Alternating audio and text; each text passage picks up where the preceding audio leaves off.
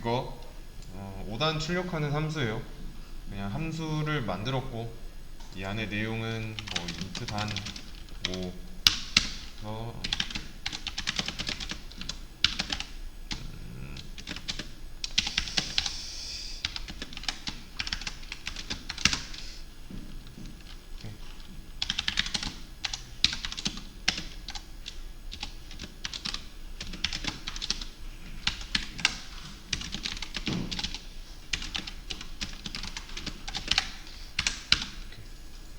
자, 내용까지 완성했어요.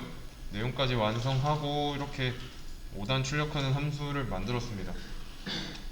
그래서 이 이름도 얘가 무슨 일을 할 수 있는지 알 수 있게 프린트 5단이라고 했고요. 내용 보면은 여기 안쪽에 있는 반복문을 돌면서 5단 출력하는 겁니다. 그래서 이 함수를 제가 만든 이유는 뭘까요?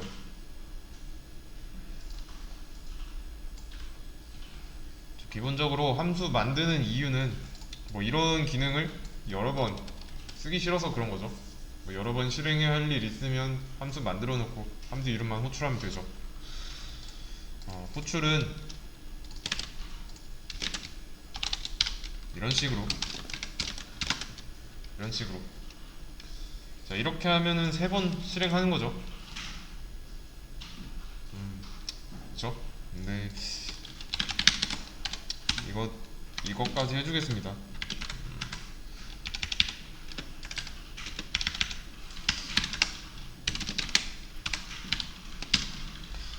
그래서 구별하는 거예요. 여기다가 단을 써줘야겠네요. 뭐야? 어.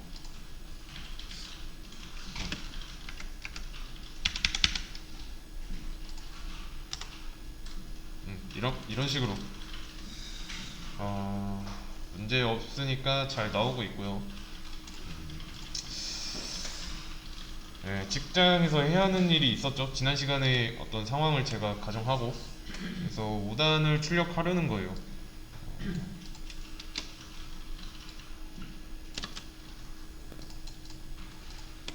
이렇게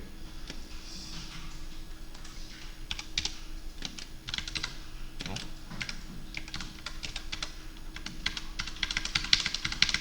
이런 식으로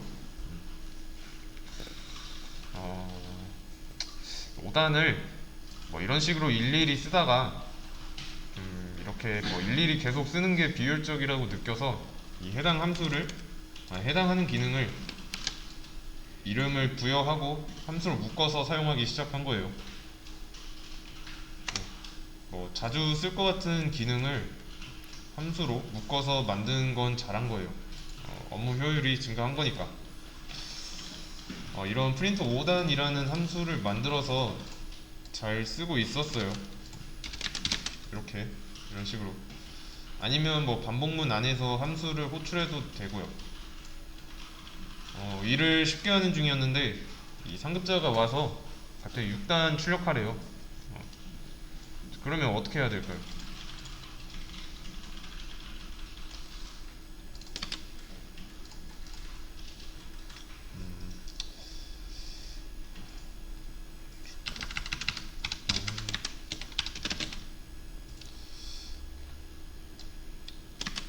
이거 이렇게 해야겠다. 어떻게 해야 될까요?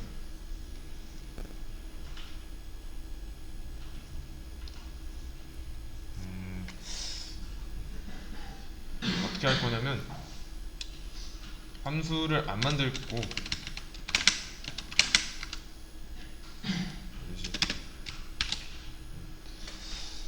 그리고 여기다가는 함수를 안 만든 상황이니까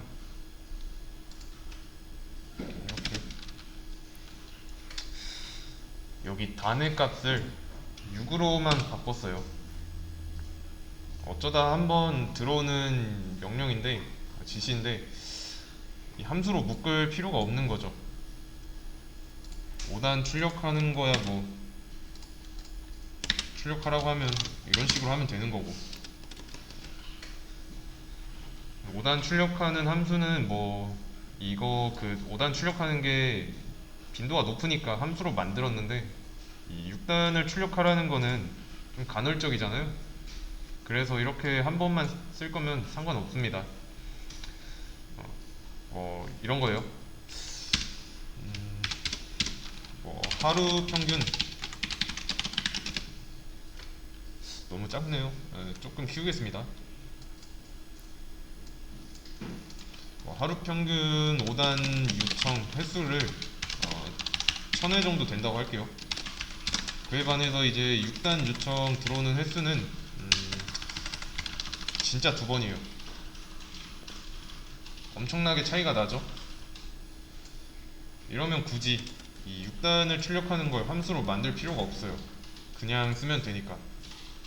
근데 갑자기 횟수가 200으로 늘었어요. 이때는 함수를 만들면 되죠.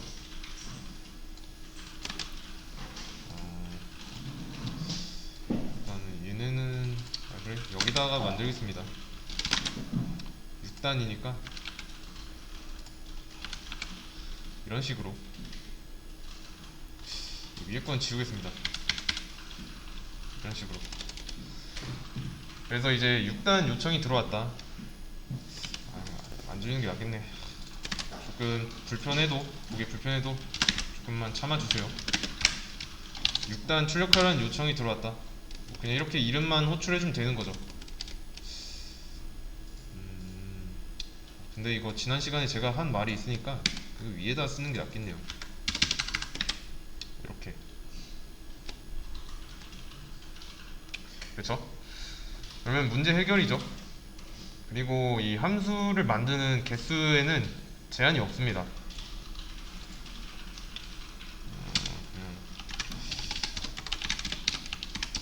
헷갈리니까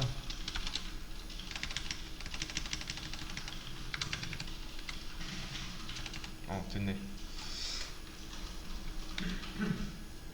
만들어서 좀 더 효율이 올라간다?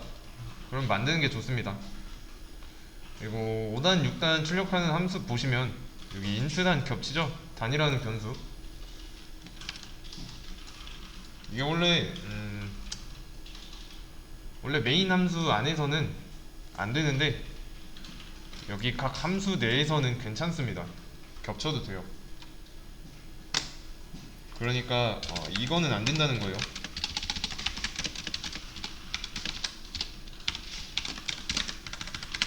이건 안 돼요. 실행해보면 위 definition이라고 나옵니다. A of A.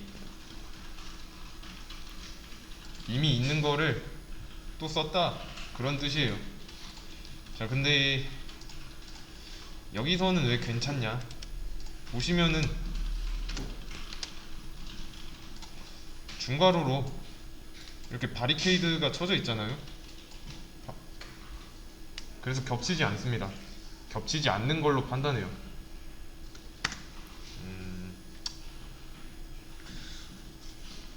이거는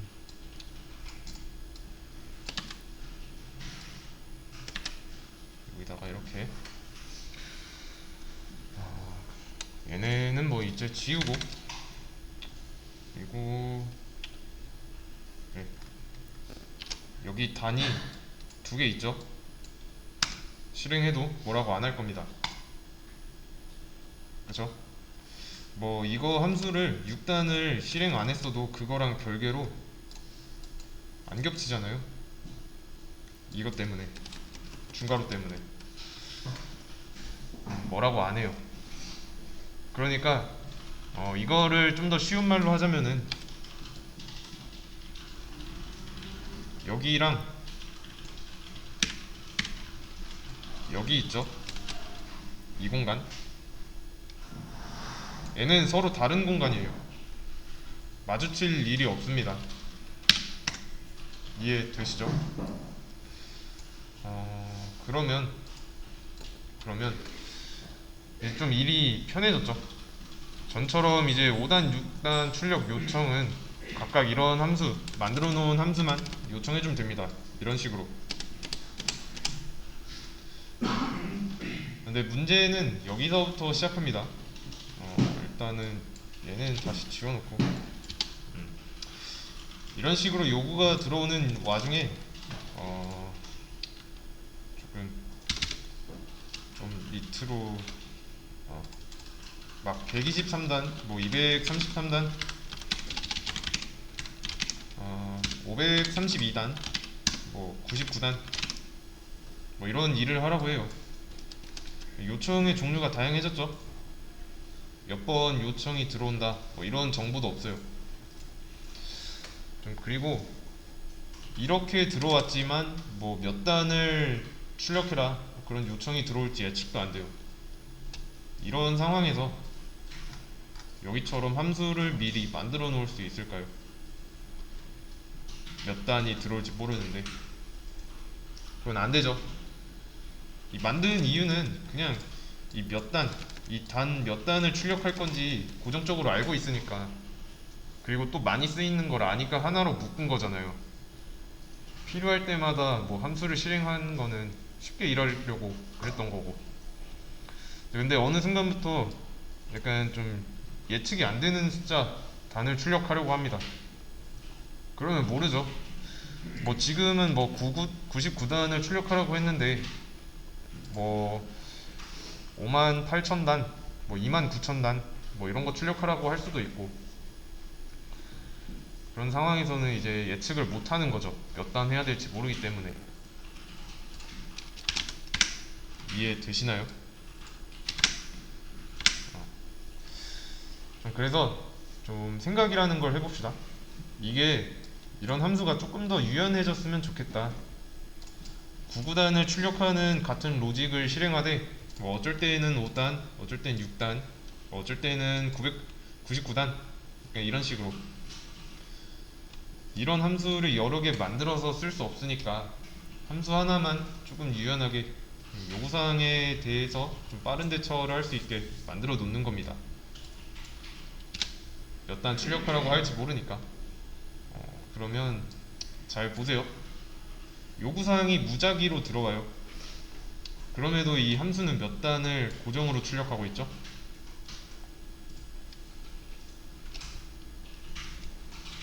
5단만 출력하고 있죠? 그럼 여기서 이 함수에서 5단만 출력하는 이유는 뭘까요? 뭐 때문에 5단만 나오고 있죠?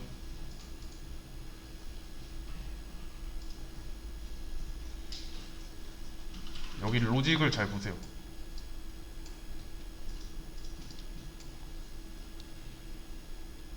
얘 때문이죠. 단 때문이에요. 자, 제가 함수명을 이렇게 바꿨습니다. 그래도 5단만 출력하죠. 왜냐면 여기 단의 값이 5로 고정되어 있으니까. 이렇게 고정된 이상 절대로 다른 단을 출력할 수 없습니다. 요것도 지우고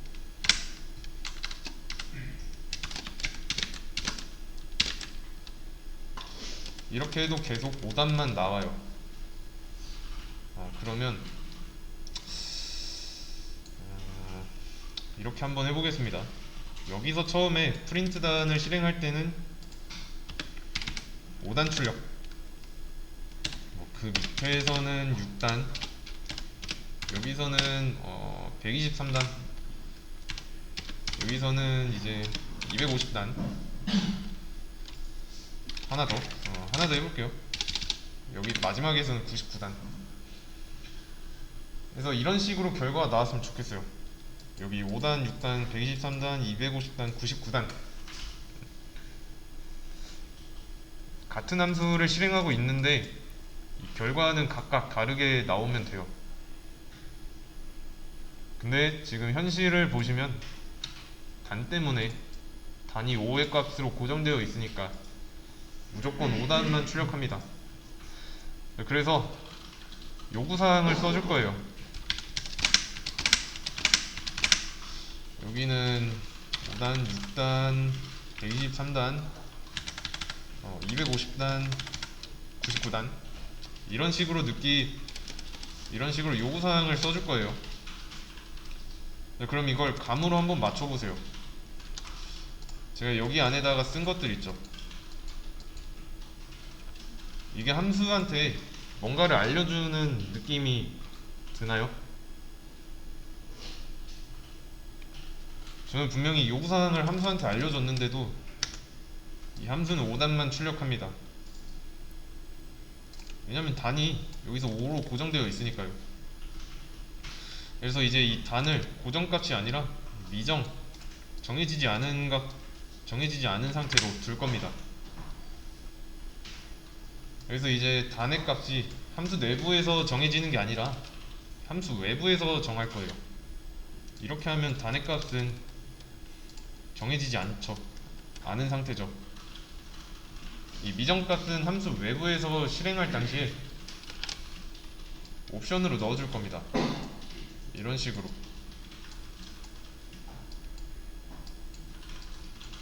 이렇게 이해되시죠? 옵션을 그러면 어떤 자리에서 주고 있나요? 이게 옵션이잖아요. 실행하는 자리에서 주고 있는 거죠. 보시면 소괄호 안쪽이에요. 옵션을 주고 있는 위치가.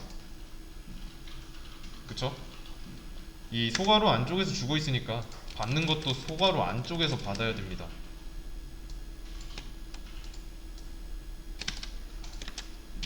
이렇게.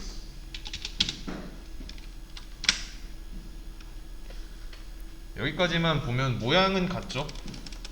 모양은 같은데 이 함수에는 변수가 써져 있고 이 실행할 당시에는 값이 써져 있어요. 자, 그래서 이 단의 값은 미리 정해지는 게 아닙니다.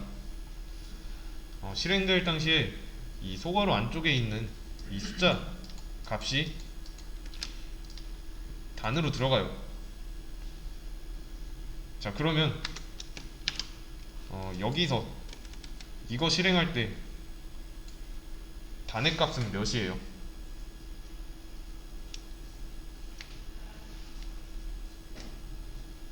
간단합니다. 여기에 들어가는 값은 해당 함수가 실행될 때 받은 값이에요.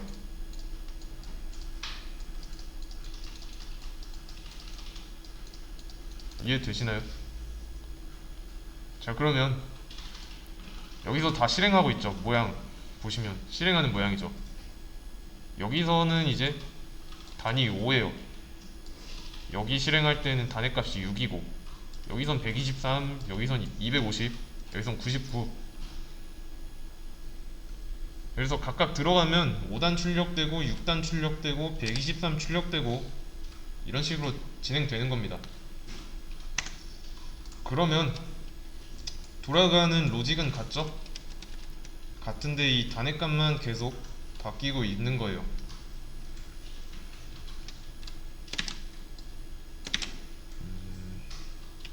여기는 지우고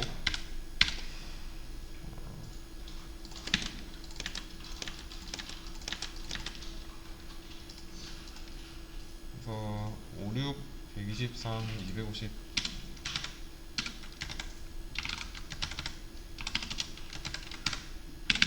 이런 식으로 그냥 그대로 옮겨 쓰기만 했습니다. 그래서 이거를 실행해 볼게요. 결과 보이시나요? 함수의 개수는 한 개죠. 이 한 개로 여러 가지 상황에 대해서 대처할 수 있게 됐습니다. 이거 모양을 일치시켜줘야 됩니다. 여기랑 여기랑 아니다. 그냥 하나씩 놓겠습니다. 이 부분.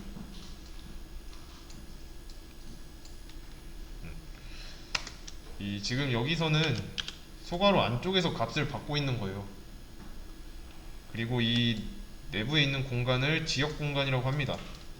지역 공간.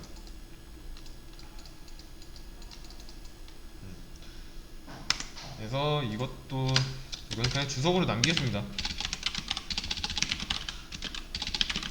지역 공간. 지역 공간에서 만든 변수를 지역 변수라고 해요. 이건 그냥 예시를 위한 거니까 지역 변수. 그리고 함수 내부에서 생성된 변수라고 합니다. 함수 외부에서도 만들 수 있어요.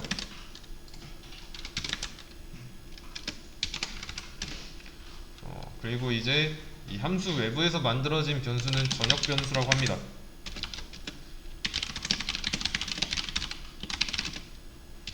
생성된 통일하겠습니다. 그리고 여기는 함수 외부.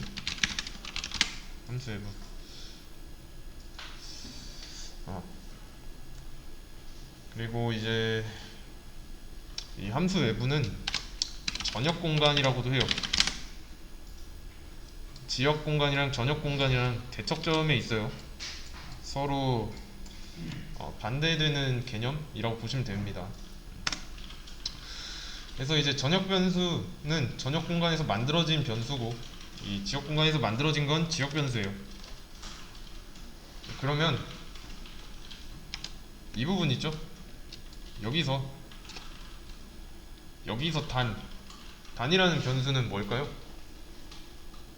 이 변수가 지역 변수인지 전역 변수인지 이걸 판단하기 전에 이 단이라는 변수가 있는 공간, 위치한 공간은 전역 공간일까요? 지역 공간일까요?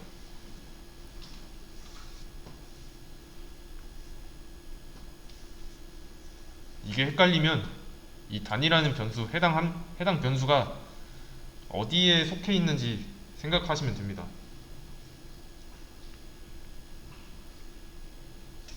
얘는 함수에 종속된 상태죠.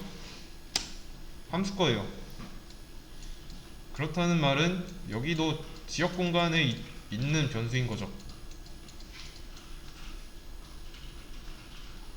그러면 지역 변수겠네요.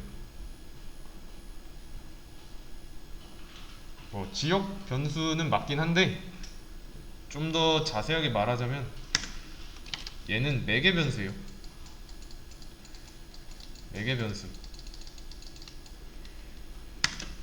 이것도 써드릴게요.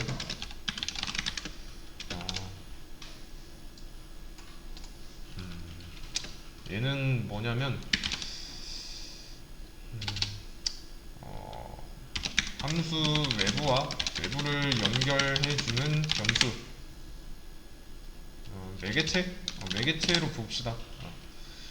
그래서 이 매개 변수가 지역 변수의 일종인데 이게 헷갈린다. 그러면은 이렇게 생각하시면 됩니다. 자, 지역 변수가 있어요. 지역 변수라는 이 틀이 있고 이 안에 매개 변수라는 게 들어있는 겁니다. 이런 식으로 지역 변수의 일종이에요. 종류 중 하나예요. 매개 변수. 그리고 제가 여기다가 뭐 함수의 외부와 내부를 연결해 준다고 했죠. 이 전역 변수랑 다르게 함수의 외부, 그러니까 해당 매개 변수의 외부면은 이 공간이 아니라 뭐 여기나 다른 함수 내부라고 생각하시면 됩니다. 다른 함수 내부에 있는 이건 좀 더 설명하면서 자세하게 말씀드릴게요. 그러면은 이 함수 외부에 있는 값, 얘네는 함수 외부에 있잖아요. 이 단 기준으로 봤을 때, 얘 기준으로 봤을 때 이 외부에서 값을 받아옵니다.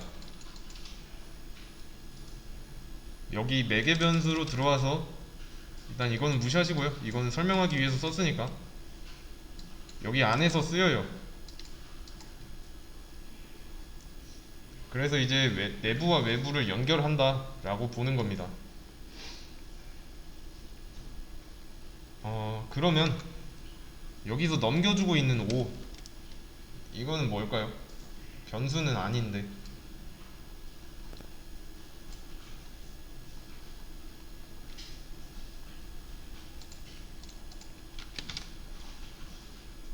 자, 이렇게 넘어가고 있어요. 단으로. 얘네는 인자라고 합니다. 인자. 영어로는 파라미터라고 해요. 영어로는 파라미터라고 하고, 보통 이거를 args라고 해요. 아규먼츠의 약자인 args라고 표현합니다. 인자는 매개 변수예요. 죄송합니다. 얘는 매개 변수.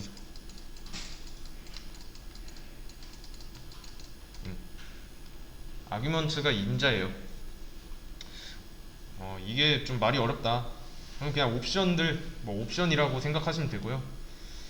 정리를 해보자면 이 함수 실행할 당시에 이런 인자가 매개 변수로 들어갑니다. 매개 변수로.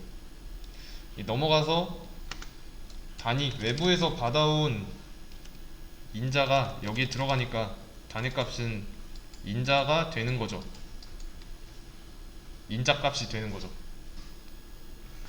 대신에 제가 지금은 이렇게 주석을 쳐놨지만 이런 식으로 제가 해놓으면 안 되겠죠.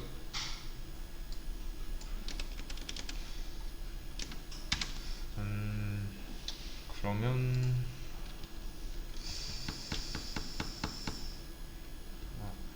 실행을 한번 해볼게요.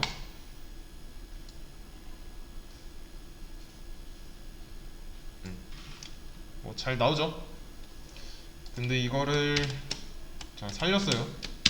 그러면 이거 자꾸 오류 발생하죠? 그래서 이거는 주석 해놔야 됩니다. 그리고 또 말씀드릴 게 있는데, 이 전역 변수의 경우는 수명이 길어요. 대신에 이제 지역 변수는 전역 변수보다 수명이 짧습니다. 전역 변수와 지역 변수의 차이는 이래요.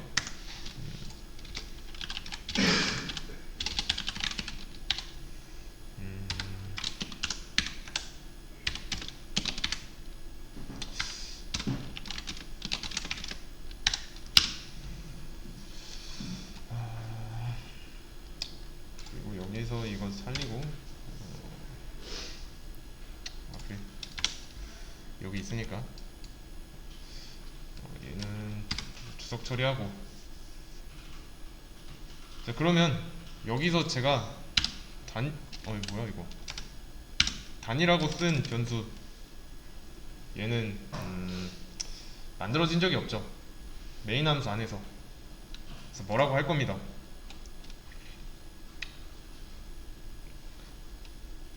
뭐라고 하는데, 여기 보시면은 redefinition of 단이라고 되어 있죠. 여기서 이미 이렇게 되어 있기 때문에, 선언되어 있는데 또 만들어서 뭐라고 하는 거예요.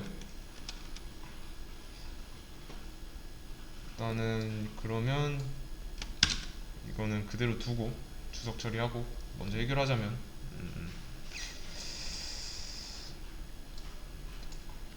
이건 잠깐 지워 놓을게요.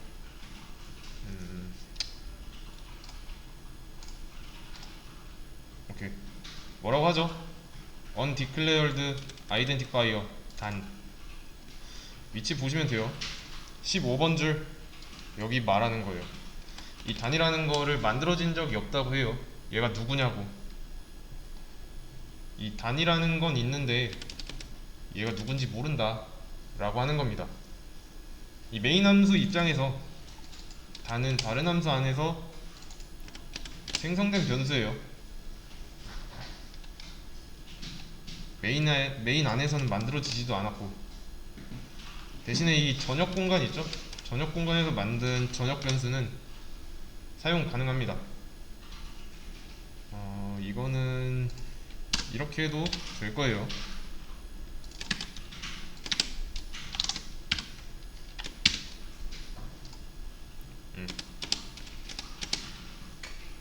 사용 가능해요. 여기 보시면은 여기 프린트단 제가 만들어 놓은 함수에서 매개 변수를 지웠잖아요. 지역 공간에서 안 만들었어요. 헷갈리니까 자, 지역 공간에서 만들어져 있던 거를 제가 무시했어요. 주석 처리함으로써.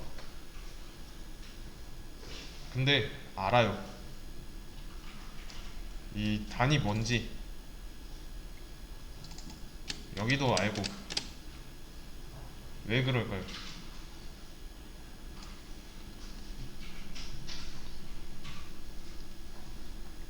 보시면 여기 전역 공간에서 만들어진 변수가 있잖아요. 이미 만들어져 있는 변수라서 그런 겁니다. 이 전역 변수는 프로그램에 뭐 이렇게 시작과 끝이 있으면 그냥 이 사이 시작부터 뭐 생성된 시점부터 해서 프로그램이 끝날 때까지 살아 있어요. 반면에 이제 지역 변수는 함수의 시작부터 뭐 함수가 여기서 실행됐다고 해요. 그러면 여기가 함수의 시작, 여기가 함수 끝이에요. 이 구간에서만 살아 있습니다. 전역 변수는 프로그램의 시작에서 끝까지, 지역 변수는 함수의 시작부터 함수 끝날 때까지. 수명이 훨씬 짧죠. 그러면 메인 함수를 기준으로 해서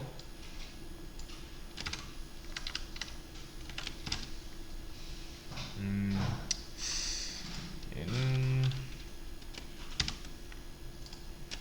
이런 식으로 해놓고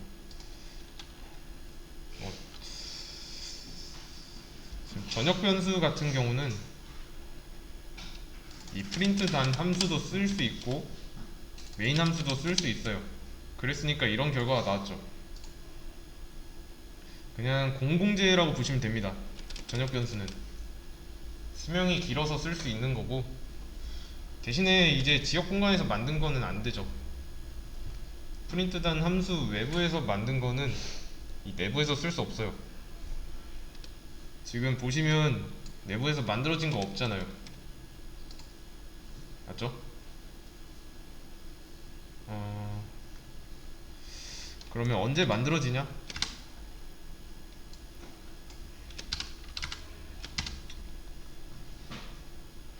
이 프린트 단, 이 함수가 실행되는 순간이 있어요. 자, 그러면 여기서 실행되면 이름이 같은 함수를 찾아갑니다. 찾아가요. 그러면 중괄호 안쪽 함수 내부 실행하는 거죠. 그럼 여기 안에서 변수가 만들어졌죠? 그럼 이 만들어진 시점이 있잖아요. 함수 내부 뭐 한 줄 한 줄씩 다 실행하면 뭐 끝까지 다 실행하고 나면 끝나잖아요. 그럼 그때 동안만 살아있는 겁니다. 프로그램 시작부터 끝날 때까지 살아있는 거는 이 전역 변수라는 거고, 프로그램이 시작되면서 함수가 실행되는 시점이 있습니다. 그러면 이 중간에 함수가 끝나는 시점이 있어요. 지역 변수는 그때 동안만 살아 있습니다. 다시 그려보자면, 자, 이게 프로그램 시작, 프로그램 끝이에요. 이때 동안 이제 전역 변수가 살아 있고, 그리고 프로그램이 시작되는 도중에 뭐 함수가 실행되는 구간이 있어요. 한 이 정도 되겠다라고 가정을 해보겠습니다.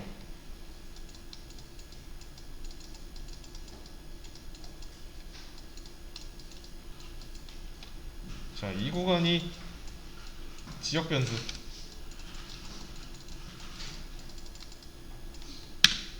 이 구간이 전역 변수.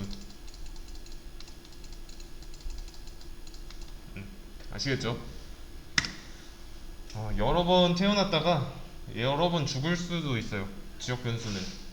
왜냐면 이 함수가 실행하고 끝나는 게 여러 번이면 태어났다가 죽는 것도 여러 번일 거니까. 그리고 지역 변수랑 전역 변수는 마주칠 일이 없습니다. 음, 그리고 지역 변수는 좀 이런 수명을 가지고 있어요. 서로 수명이 달라요. 그래서 이 매개 변수로 들어가자면, 얘는 이렇게 해놓고, 얘도 이렇게 해놓고,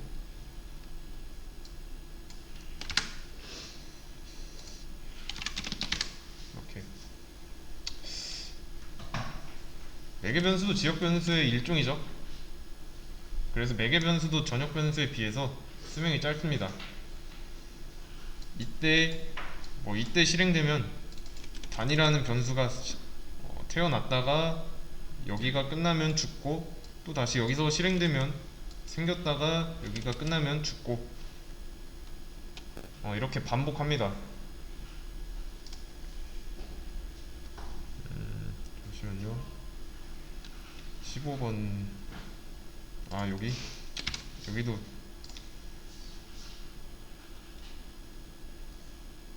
왜 이렇게 나오지? 잘 나옵니다. 시점을 잘 파악해야 돼요. 변수가 뭐 생성되고 뭐 사라지고. 그래서 이거에 관련된 키워드를 말씀드리자면,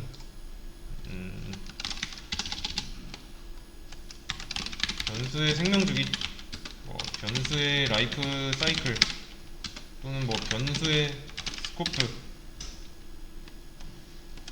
이런 식으로 키워드를 드릴 테니까 하실 때 검색하면 되고요. 좀 잠깐 보여드리자면, 여기 보면은 변수가 생성되고 죽는 거라고 나와 있죠. 언제 태어나고 언제 소멸되냐, 이런 내용이에요. 요거 나머지 두 개도 똑같은 의미예요. 그냥 이름이 조금 좀 다를 뿐이지 내용은 같습니다. 이거는 이제 다른 언어에서도 통하고요. 이 세 가지는 이제 자료 검색해서 복습하실 때 보면 되고요. 그래서 결론은 뭐냐? 이거 조금 정리를 좀 지우겠습니다. 좀 보기 쉽게.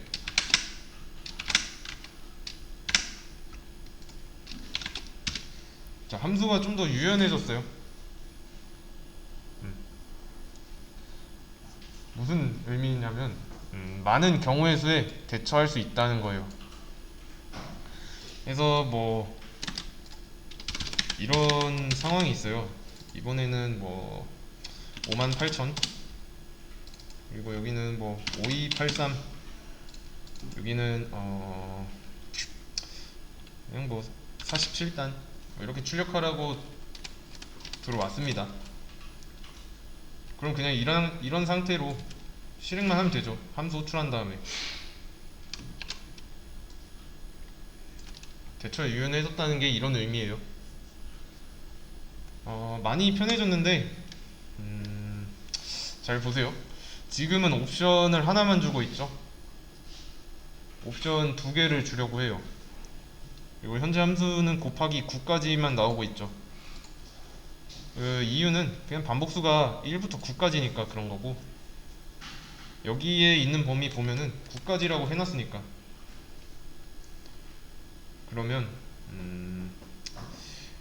일단은 그래, 한 이 정도만 남겨놓고, 지금 9까지로 돼 있잖아요. 어쩔 수 없이 곱하기 9까지 진행됩니다. 그래서 이렇게 한번 해볼 건데, 저는 여기에다가 해놓고 9 대신에 리미트라고 할게요. 그래도 뭐 똑같이 나오죠. 그리고 5단은 여기서 5단은 5단까지만, 6단은 뭐 6단, 얘는 3단까지, 얘는 7단까지 이렇게 하고 싶어요. 47단은 7 곱하기 7까지 표를 나왔으면 좋겠다 이런 의미예요. 그럼 지금 넘어가고 있는 인자의 개수가 2개죠. 그리고 지금 매개 변수의 개수는 1개고요. 실행하면 오류 발생합니다. 보시면 공통적으로 too many arguments라고 나와있죠. arguments는 인자라고 했고요. 요거 인자가 너무 많대요.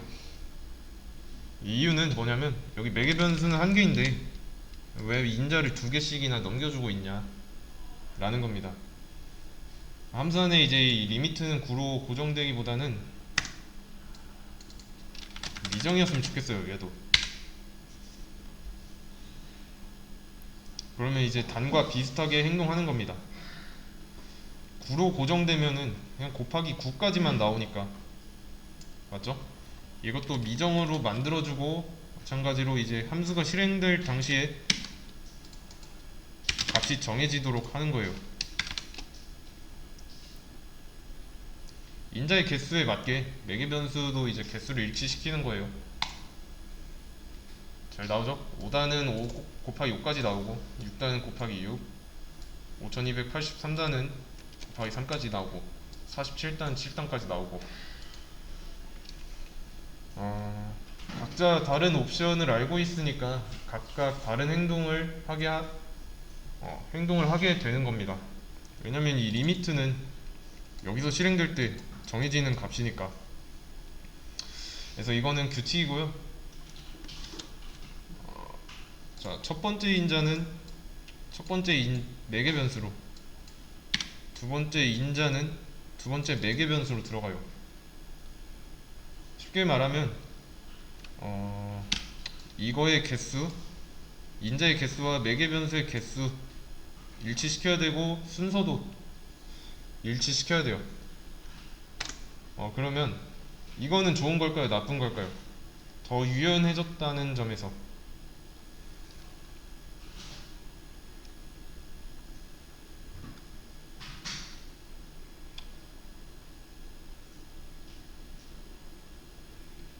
한번 잘 생각해 보세요.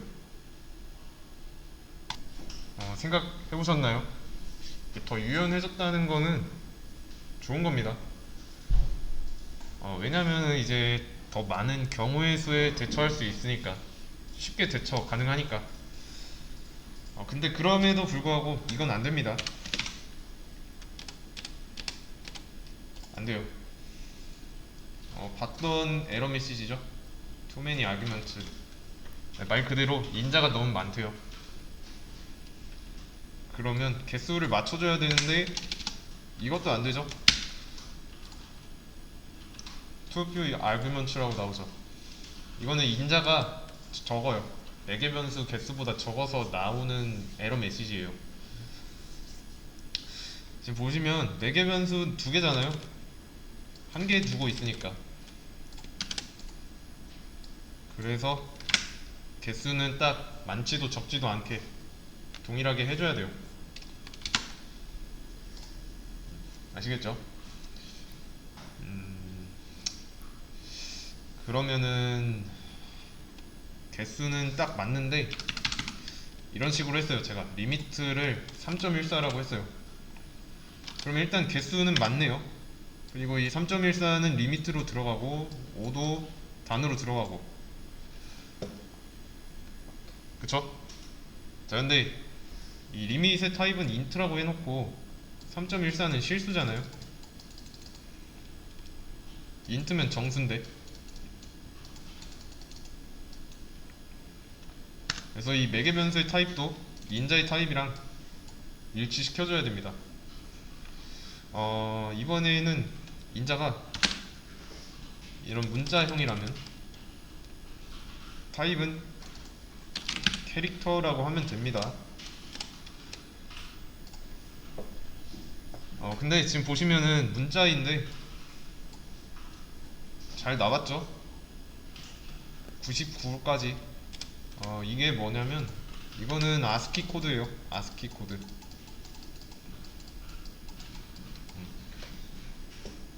이게 C가 99까지 나왔으니까, 이것도 소문자 C가 99까지 나왔으니까 소문자 B는 98이고 소문자 A는 97이에요.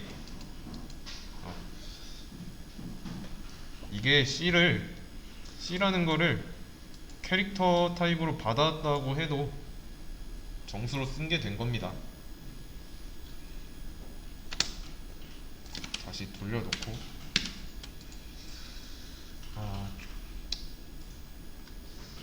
이게 좋아 보이지만 이렇게 함으로써 뭐 좋아 보이는 것도 있지만 개수, 매개 변수랑 인자의 개수 그리고 자료형 일치해야 됩니다. 더 중요한 거는 이 매개 변수가 함수 내부에서 어떤 역할을 하는지 알아야 돼요. 그래서 뭐 이런 매개 변수 이름을 이런 식으로 했어요. 이렇게 뭐 이렇게 해도 상관없죠. 굴러가는 데는 문제 없습니다. 근데 제일 좋은 거는 이제 이름만 보고도 뭐 하는 역할인지 파악할 수 있어야 돼요. 뭐 변수 이름이나 함수 이름 같은 거. 그쵸? 근데 지금은 딱 보기만 했을 때 어떤 역할을 하겠구나 이거를 알 수 없죠. 그래서 이런 식으로 어떤 의미를 가지고 있는지 이름을 지어주는 게 좋습니다. 아시겠죠? 근데 그게 뭐 쉽지는 않아요. 뭐 그래서 주석으로 표시하기도 합니다. 뭐 1번 4개 변수 일단 이거는 위로 옮기겠습니다. 뭐야 단 2번 4개 변수 곱하는 최대수 이러면 뭐 이제 함수 실행할 때 문제 안 생기겠죠? 뭐 인자는 순서에 맞게 잘 들어가니까 뭐 이런 식으로 적기도 하고요.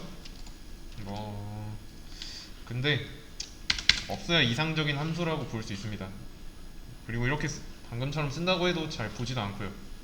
그래서 웬만하면 신경 써야 하는 부분인 거고 여기까지가 함수의 매개 변수였습니다.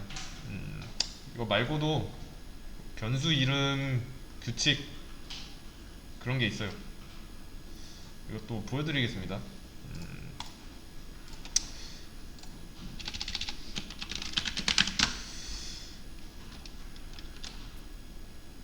이거는 조금 모자라니까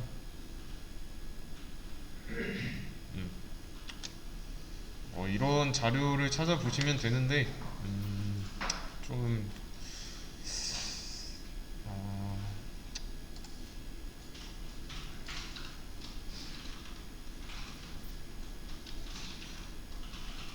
여기 나와 있네요. 대소문자 구분되고 뭐 길이 제한 없고 예약어는 사용할 수 없고 이 예약어가 뭐냐면 프로그램 내에서 어떤 특정 의미로 쓰기로 미리 결정된 언어예요. 단어. 여기는 int, void, return 이런 게 예약어입니다. 그래서 이런 거를 뭐 int return은 0 이라고 하면 오류 발생하죠. 이런 건 안 되고 이 언어 종류는 상관없고요. 규칙에 그리고 이게 뭐 반드시 지켜야 된다 이런 건 아니고 뭐 여러 가지 방법을 제시하는 거예요. 그래서 뭐 명령 규칙의 종류가 좀 다양한데 뭐였지? 여기 있네. 스네이크 표기법, 뭐 카멜 표기법 이런 게 있어요. 그냥 보기 편한 거나 본인이 하고 싶은 거 선택해서 하시면 돼요. 그냥 핵심은 그거죠. 이 변수에 어떤 의미를 내포하고 있는 건지. 그래서 앞으로 뭐 매개 변수나 지역 변수, 전역 변수 이거는 계속 등장할 거니까 개념 알아두고 계셔야 됩니다. 그래서 이 내용을 바탕으로 수업 페이지 문제 있죠? 이거 두 개만 풀어보세요. 아직 리턴은 안 했으니까.